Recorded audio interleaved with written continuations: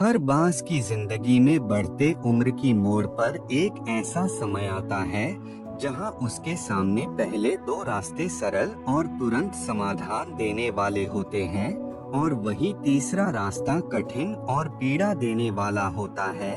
लेकिन बांस पीड़ा चुनता है और यही से शुरू होता है बांस का पुनर्जन्म।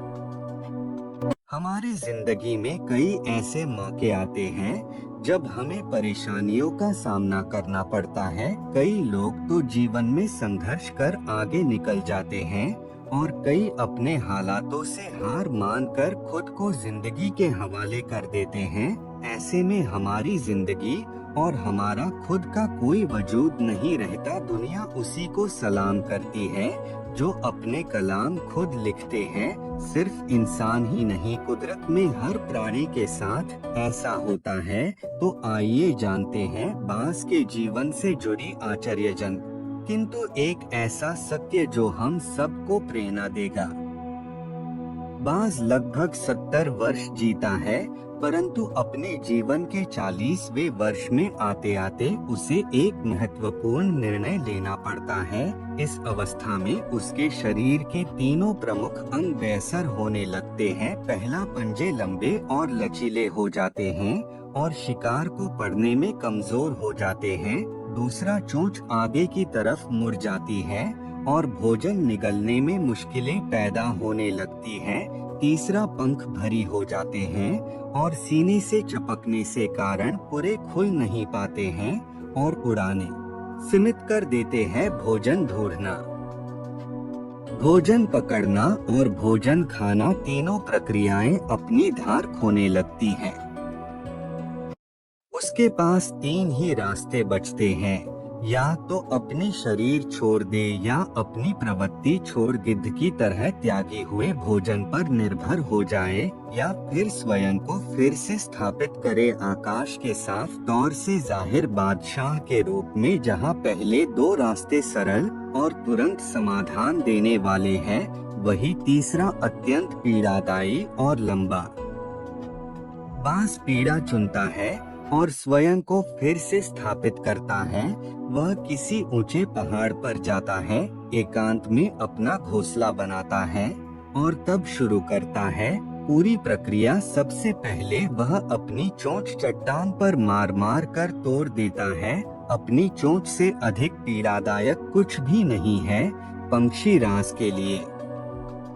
अब वह इंतजार करता है चोंच के फिर से उग आने की, और उसके बाद वह अपने पंजे भी उसी प्रकार तोड़ देता है और इंतजार करना है पंजों का फिर से उग आने का। नई चोंच और पंजे आने के बाद वह अपनी भरी पंखों को एक एक कर नोच कर निकालता है और प्रतीक्षा करता है पंखों की पुनः उग आने का। 150 दिन की पीड़ा और इंतजार, और तब उसे मिलती है वही भव्य और ऊंची उड़ान। इस पुनर्स्थापना के बाद वह ऊर्जा, सम्मान और गरिमा के साथ 30 साल और जीता है। आपने कई बार ये सुना होगा, भगवान भी उसी की मदद करते हैं जो अपनी मदद खुद करता है। आज आपको इसकी मिसाल मिल गई होगी। जैसे बांस संघर्ष करता है 150 दिन तक और भगवान उसका संघर्ष बेकार नहीं जाने देते, उसको नई जिंदगी देकर कुदरत हमें सिखाने बैठी है। जैसे पंजे पकड़ के प्रतीक है, चोंच सक्रियता की और पंख कल्पना को स्थापित करते हैं। इच्छा हालातों पर काबू रखने की, सक्रियता स्वयं की अस्तित्व की गरिमा बनाए रखने की, कल्पना जीवन में कुछ नएपन बनाए रखने की। हम में भी 40 तक आते आते इच्छा, सक्रियता और कल्पना तीनों के तीनों निर्बल पड़ने लगते हैं। हमारा व्यक्तित्व ही ढीला पड़ने लगता है। आधे जीवन में ही जीवन खत्म होने जैसा लगता है। उत्साह, आकांक्षा, ऊर्जा नीचे की ओर जाने लगती है। हमारे पास भी कई विकल्प होते हैं, कुछ सरल और कुछ पीड़ादायक।